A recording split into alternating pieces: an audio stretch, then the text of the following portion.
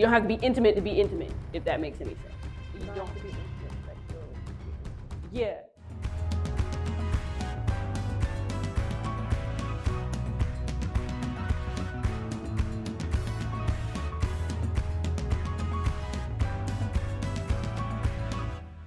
What's up, y'all? My name is Kynan. Hi, I'm Kris. And this is Caught Up. Is it okay to change for your partner, or should you always stay true to your authentic self? Personally, I think it's okay. Yeah.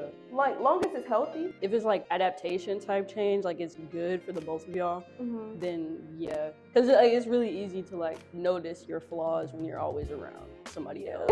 I would say it's a controversial question, because some people could be like, why do I need to change for my partner? Like, Yeah. I'm perfectly fine the way I am. But speaking from experience, I've changed a lot since I've been with you. And I can say it's for the better, and I am still my authentic self. Yeah, I honestly, I would say the same thing. Because a lot of the times, like I feel like people, and I had this experience, like a lot of times people don't think that there's anything wrong with them or that they need to change or anything like that. Because that's been an experience for me recently. Like I've been realizing like all of my little things and like trying to change all my little, not change them, but like make them better for me and you.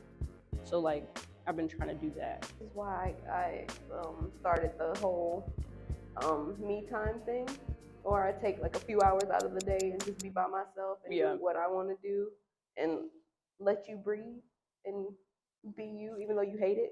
I don't necessarily hate it. It's just like when you're so close to somebody, it can feel like if you have any time to yourself, like you're losing something or you're missing out on something, or it's like because like we're like this, right?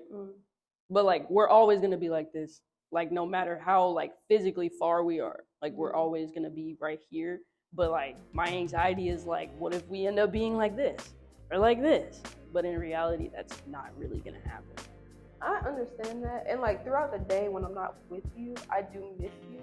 But like I talked to my mom about it, and I asked her like, does she feel some type of way when her and my dad are separated for hours? She said no, it's healthy. She said she loves her alone time away from him.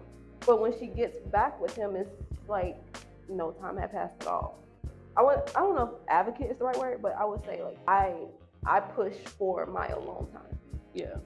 Because I don't like want to resent you for being up under you all the time. Granted, you would like that I'm up under you all the time, but me personally, I like my alone time. I'm starting to like it better.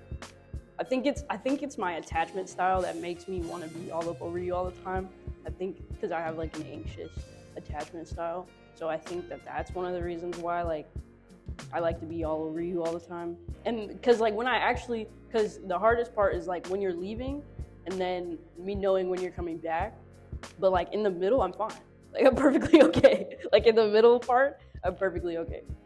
All right, let's get into the next question here. Do you have to have the emotional maturity to take being turned down by your long-term partner not personal? So I do think it takes a level of emotional maturity and like comfortability with your partner, because like in the beginning of a relationship, you're like trying to figure stuff out. You're trying to figure out how to be yourself, trying to figure out who you are sexually with them, trying to figure out how y'all are sexually like together and stuff like that.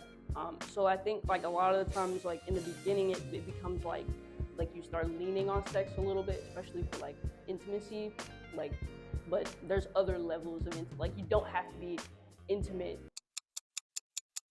You don't have to be intimate to be intimate, if that makes any sense. You don't have to be intimate sexually to be intimate. Yeah. So I do think it takes a certain level, because at some point it can feel like it might have been a while, or y'all might be going through stuff, or like one person is having just a really bad week, or like 2 weeks, a month, stuff like that. And that part of the intimacy just might not be there, but that's not because there's something wrong with y'all or there's something wrong with you or the other person. It's just that's not the kind of intimacy y'all need. I do have the emotional maturity. It depends on my mood also, because I could feel some type of way and then I need the comfort from him, but he's also feeling some type of way.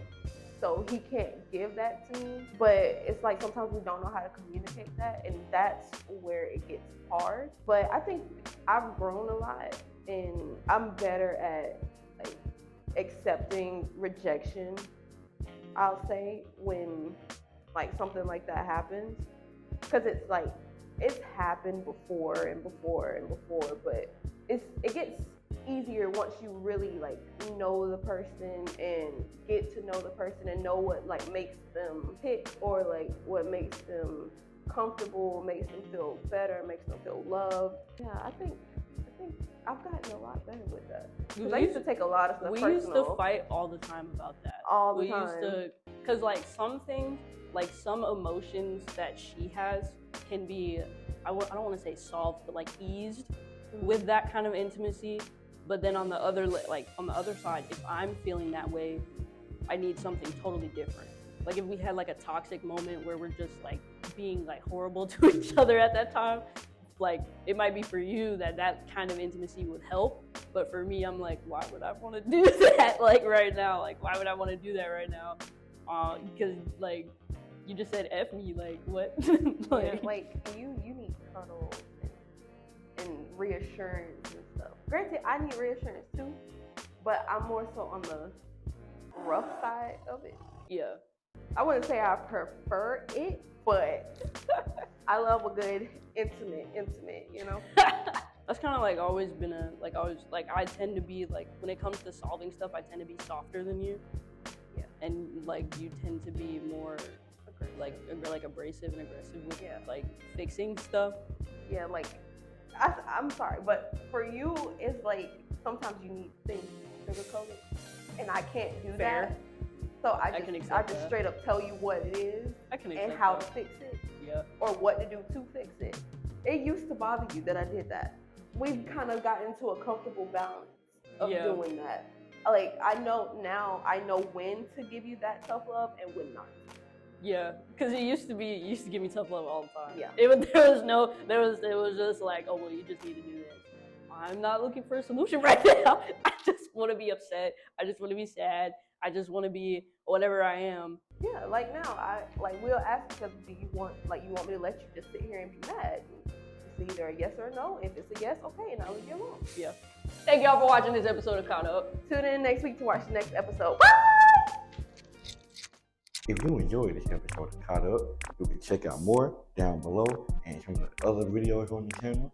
Also, hit that subscribe button and hit the notification so you can always watch Caught Up and just more live content in general. Hope you guys enjoyed. Have a great day.